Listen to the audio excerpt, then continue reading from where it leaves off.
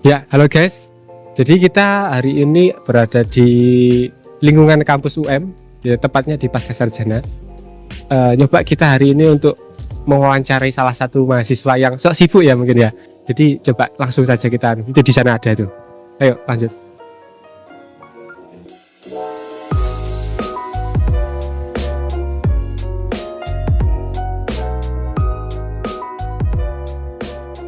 Mahasiswa yang saya rasa sok sibuk banget ini. Ya, pas ada tuh.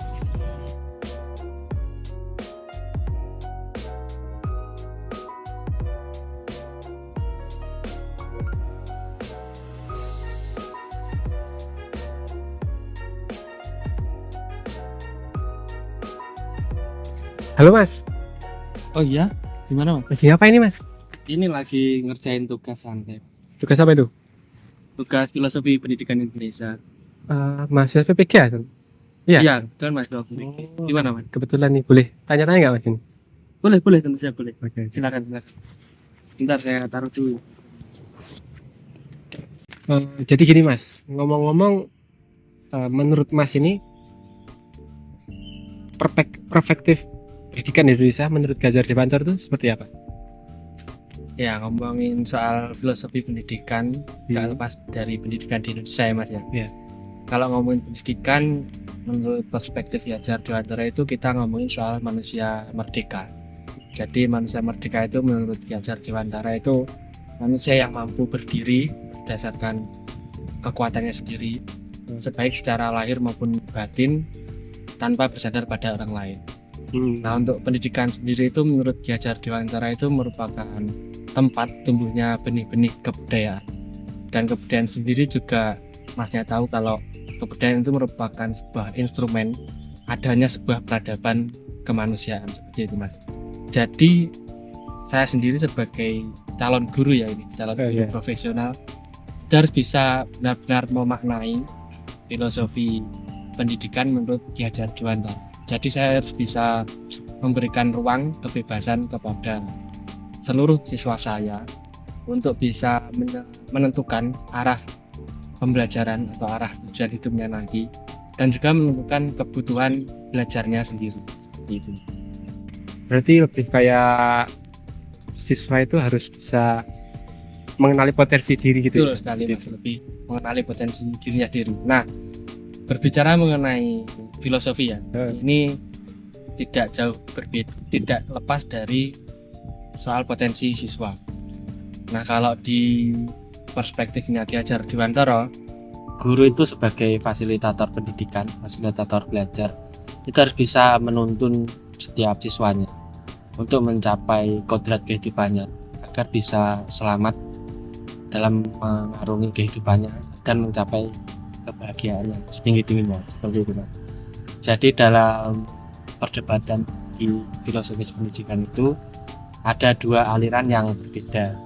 Yang pertama itu pendidikan itu menyiapkan peserta didik atau siswa agar bisa beradaptasi terhadap perkembangan zaman. Tapi di sisi lain, Ganjar Dewantara juga menyatakan kalau pendidikan itu menyiapkan siswa untuk siap bekerja seperti itu.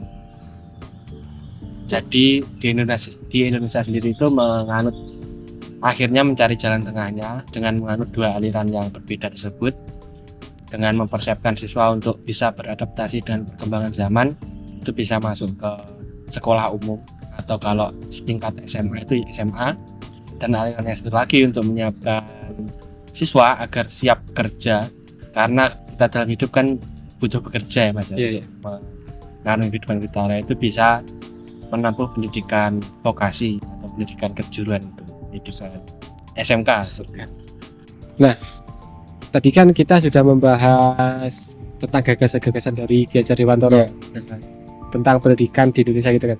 Jadi kira-kira itu berarti pendidikan di Indonesia itu udah terjadi cukup lama ya, mungkin bahkan sejak sebelum merdeka mungkin. Sebelum kemerdekaan. Nah, ini ngomong-ngomong, menurut Mas sendiri itu perjalanan pendidikan di Indonesia itu seperti apa Mas? Wah, ngomong-ngomong soal perjalanan pendidikan di Indonesia itu ada banyak sekali yang bisa dijelaskan ya Mas, atau diceritakan. Mungkin nanti saya akan ambil beberapa saja poin-poin intinya mengenai perjalanan pendidikan di Indonesia. Benar sekali Mas tadi ngomong kalau pendidikan di Indonesia itu sudah dimulai sejak sebelum kemerdekaan ya, atau pada kita menyebutnya pada masa kolonialisme Belanda. Jadi pada masa kolonialisme masa tentunya nggak asing dengan kongsi dagang VOC di Belanda. Iya, iya. Pada masa sebelum kemerdekaan itu, pendidikan di Indonesia itu sebenarnya sudah digagas oleh Belanda sendiri. Terutama seperti Ki Hajar Dewantara juga kan juga belajar di Belanda juga seperti itu. Dan untuk rakyat pribumi atau rakyat Indonesia sendiri itu dibekali pendidikan oleh VOC atau oleh Belanda itu sebatas membaca, menulis dan berhitung seperti itu. Jadi tujuannya adalah untuk membantu usaha mereka. Ini pendidikan di Indonesia pada masa sebelum kemerdekaan.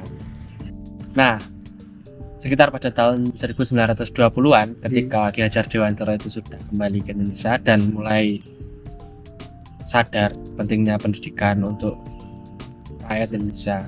Dan ketika semangat kemerdekaan sudah muncul, jadi itu banyak berkembang, banyak muncul pergerakan siswa yang memprakarsai kemerdekaan seperti itu, Mas. Dan singkat saja, ketika sudah merdeka, setelah kemerdekaan kan menjadi tombak awal untuk pendidikan di Indonesia. Dan tepatnya sekitar tahun 1947 itu kita mengenalnya istilah kurikulum ya. Jadi itu kurikulum pertama yang ada di Indonesia itu dikenal dengan rencana pendidikan. Pada saat itu, pada tahun tersebut itu kurikulum pendidikan itu masih berisi mengenai muatan-muatan kebangsaan. Karena kita sendiri tahu kita baru saja merdeka, jadi rakyat kita perlu dibekali dengan semangat kebangsaan agar kita ini bisa menjadi satu negara yang Bhinneka Tunggal Ika seperti itu. Jadi kayak lebih untuk mempersatukan bangsa gitu. Betul sekali, untuk mempersatukan bangsa, untuk mencari jati diri kita sebagai bangsa Indonesia seperti apa. Setelah itu, setelah kemerdekaan muncul kurikulum itu, dan pada tahun 68 Mas sendiri juga tahu kalau pada tahun tersebut terjadi gejolak politik di Indonesia. Presiden pertama dilengsarkan dan muncul pemerintahan baru. Pada tahun 1968 itu muncul kurikulum lagi, rencana pembelajaran yang disempurnakan. Jadi sebenarnya konsepnya itu menyempurnakan kurikulum yang sudah ada sebelumnya. Ditambah lagi dengan muatan-muatan baru yang ditambahkan ke kurikulum. Seperti pada kurikulum 1968 ini ditambahkan kemampuan secara jasmani maupun rohani, Mas. Jadi sudah ditambahkan muatan seperti muatan keagamaan, muatan moral maupun muatan-muatan jasmani lainnya. Spiritual. Setelah kurikulum 1968 muncul penyempurnaan kurikulum berikutnya pada tahun 70-an ya, 70-an sampai 80-an. Hingga pada tahun 1994 itu muncul kurikulum baru, yaitu kita sebut KTSP ya kalau di Mas. Kurikulum Dasar Pendidikan itu muncul pada tahun 1994. Nah, itu disempurnakan lagi muatan di dalamnya dan menjadi sangat banyak seperti muatan-muatan kognitif maupun psikomotor bagi siswa. Kemudian disempurnakan lagi pada tahun 2004 dan pada tahun 2006. Jadi kalau dulu kita menyebutnya kurikulum KTSP seperti itu ya. Oh, sama. Kurikulum KTSP itu muncul sejak 1994. Iya. Baru setelah 2006 tersebut terakhir kali ada kurikulum yang lebih baru lagi yang kita sebut kurikulum 13. Oh, K13. Ya, atau bisa kita sebut K13 seperti itu. Jadi istilahnya kalau kurikulum 13 ini digadang-gadang sebagai kurikulum yang mereformasi pendidikan di Indonesia, Mas. Jadi dalamnya itu sudah banyak sekali muatan yang dimasukkan seperti pembelajaran berbasis kompetensi, berbasis kelompok atau kerjasama seperti itu. Juga banyak sekali dimasukkan teknologi dalam pembelajaran. Dan baru-baru ini Mas sendiri juga pasti tahu kalau ada kurikulum terbaru yang namanya kurikulum Merdeka ya, Mas ya. Jadi kurikulum Merdeka ini digagas oleh pemerintah Indonesia baru-baru ini yang menyempurnakan lagi dari kurikulum 13. Pada dasarnya kurikulum Merdeka ini kurikulum yang memberikan fleksibilitas bagi sekolah. Jadi memberikan otonom bagi sekolah atau lembaga pendidikan untuk menyusun kurikulumnya sendiri. berdasarkan peta kemampuan peserta didik di daerahnya seperti itu. Selain itu pada kurikulum Merdeka juga menekankan pembelajaran yang berpusat pada didik ya. Beda seperti dulu, kalau dulu pembelajaran berpusat pada guru, sekarang bergeser menjadi pembelajaran berpusat pada peserta didik. Jadi kalau di K13 itu kan kita sudah memasukkan muatan kompetensi, pembelajaran kelompok seperti itu. Kalau di kurikulum Merdeka kita sudah mengenalnya itu pembelajaran berdiferensi ya Mas ya, berdiferensiasi kalau Mas ya. Menyesuaikan dengan kebutuhan siswa dan peserta didik. Jadi kita tidak bisa menyamakan satu kelas itu dengan materi yang sama. Jadi guru itu harus bisa benar-benar mengenali siswa dalam satu kelas tersebut. Bisa jadi membagi dalam beberapa kelompok untuk memberikan materi yang berbeda-beda, atau bisa membagi dalam beberapa kelompok untuk menyesuaikan gaya belajar dari siswanya tersebut. Berarti kayak seperti kita itu tidak bisa menyamakan untuk ikan memanjat pohon dengan karena memanjat pohon gitu ya. Betul sekali Mas. Jadi disesuaikan dengan kemampuan. Oke, kalau gambarannya Masnya memanjat pohon, berarti kan tidak semua binatang itu bisa naik pohon. Mungkin seperti burung, bukan memanjat ya. Kalau burung bisa langsung terbang, miber bahasa Masnya. Bisa langsung terbang sampai ke atas pohon duluan. Tapi kalau untuk monyet atau hewan bisa memanjat mungkin bisa, tetapi kan tidak secepat burung. Beda lagi kalau Masnya nyuruh gajah yang naik pohon tersebut, tentu kan tidak bisa. Mungkin bukan naik sih, emang tinggi gajah kan sepohon ya. Jadi tidak usah naik. Mungkin ini cukup panjang ya Mas ya. Mungkin bisa saya sekian dulu ya. Mungkin terima kasih atas kesempatannya. Mohon maaf mengganggu waktunya ya. Mungkin santai. Kalau dibuat tidur udah katak ya Mas. Kalau mahasiswa harus produktif. Harus ya. Ini ya mungkin lain waktu nanti kita bisa buat konten lagi.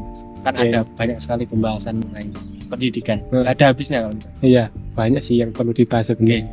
Ya cukup sekian dulu, mungkin selanjut tugas Mas saya. Baik. Lanjut cari mangsa dulu. Terima kasih Mas ya. Baik, terima kasih Mas.